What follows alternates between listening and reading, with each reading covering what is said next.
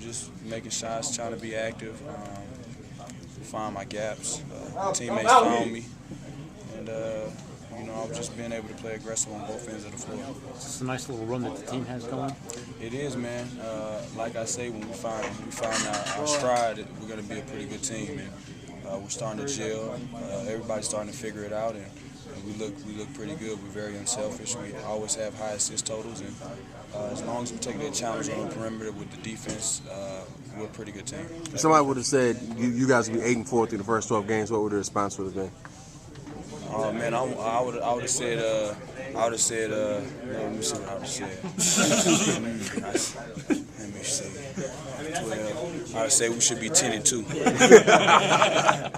Yeah, but I'm super biased because I am a Hawk, and I do love the team, and I like what we got going. I love the chemistry.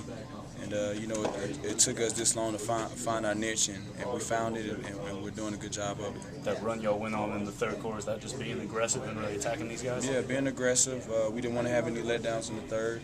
We knew that they was going to come out being aggressive and pressing a little bit, so we wanted to try to extend the lead, and that's what we was able to do.